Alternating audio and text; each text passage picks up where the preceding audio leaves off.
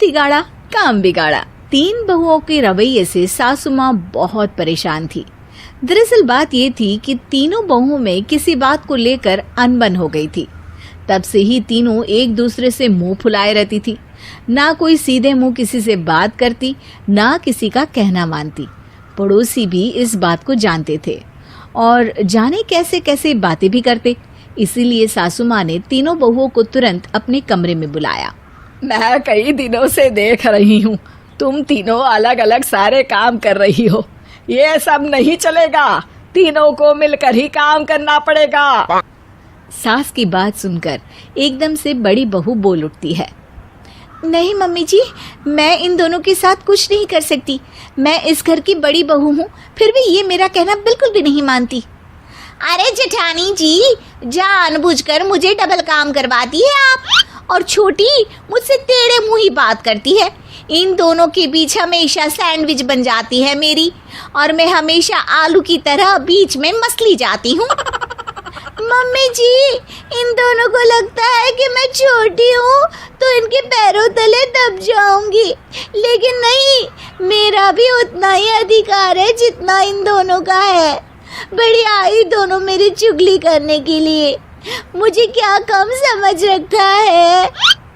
तीनों बहू एक दूसरे से बहस करने लगती है और सास दोबारा ये देखकर टेंशन में आ जाती है और सबसे कहती है, चुप हो जाओ, अब से तुम तीनों सारे काम एक साथ करोगी, आंख बंद करके एक दूसरे की बात सुनोगी।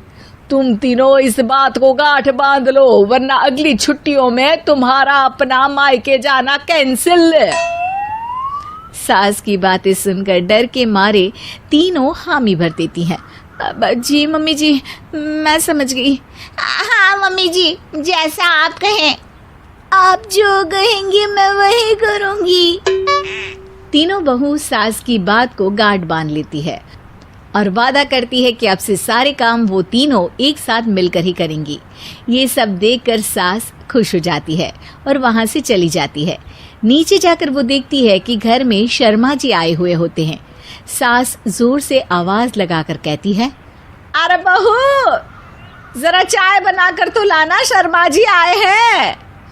सास की बात सुनकर तीनों बहू तुरंत किचन की ओर भागती है और चाय बनाना शुरू कर देती है। मुझे तो एकदम मसाले वाली कड़क चाय पसंद है, तो हम शर्मा जी के लिए मसाले वाली चाय ही बनाएंगे। अरे नहीं दीदी, गर्मी के मौसम में मसाला चाय कौन पीता है?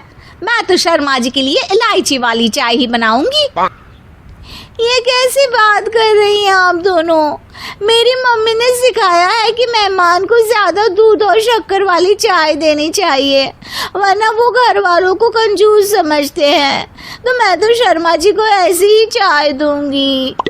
तीनों बहुएं अपने अपने तरीके से चाय में शक्कर, मसाला, पत्ती सब डाल देती है।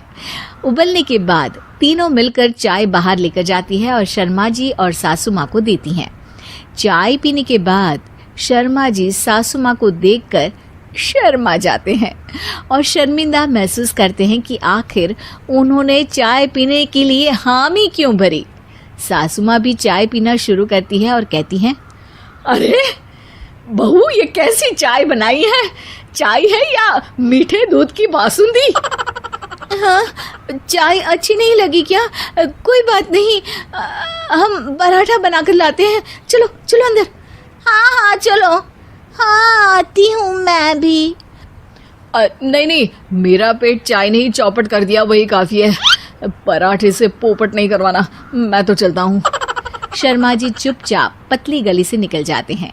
अगले दिन सास बहुओं से कहती है, अरे बहू, जाओ जाके ऊपर के गेस्ट हाउस की सफाई कर दो।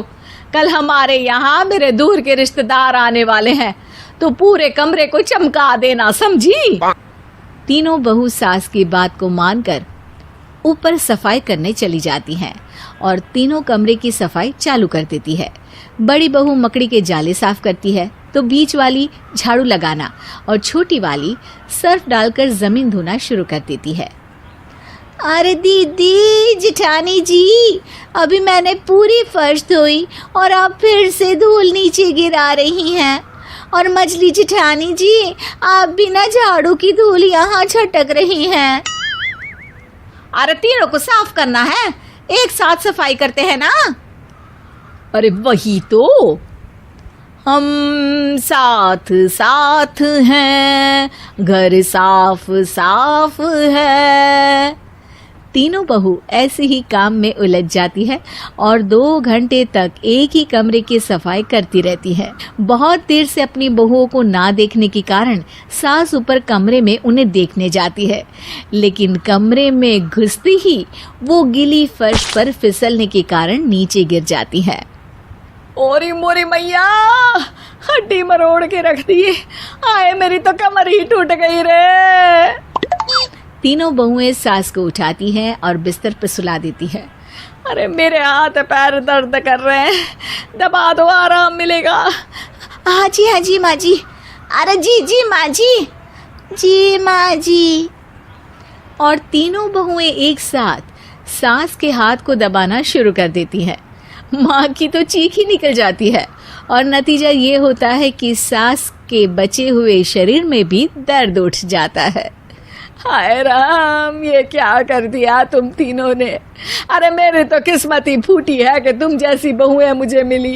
हे भगवान, पूरे शरीर में दर्द बढ़ गया है। अब तो पता नहीं कि चल भी पाऊंगी या नहीं। माफ करो, मुझे गलती हो गई मुझसे कि तुम तीनों को एक साथ काम करने के लिए बोला। सोचा था तीनों मिलके अच्छे से काम करेगी, लेकिन बड़े बुजुर्ग सही कहते थे कि 3 तिगाड़ा काम बिगाड़ा। तुम लोगों ने ये बात ना आज साबित करके दिखा दी। तुम तीनों को तो समझाना यानी मानो भैंस के आगे बीन बजाना है। तुम्हें अकेले अकेले काम करना है ना, तो अब से तुम अकेले ही अपना अपना काम करो। तीनों बहुएं वहां से जाने लगती है। अरे कहाँ जा रही हो? आप ही ने तो कहा कि अपना अपना काम करो, तो मुझे मुल्तानी मिट्टी लगानी है। अरे मुझे भी तो नेल पॉलिश लगानी है, मुझे ना मेहंदी लगानी है। सास अपना सर पीट लेती है और कहती है, अरे मुझे भी लगाना है कुछ। क्या माँ जी? क्या माँ जी? क्या माँ जी? तुम्हारे घर वालों को फोन तुम्हारी हरकतें बताने के लिए।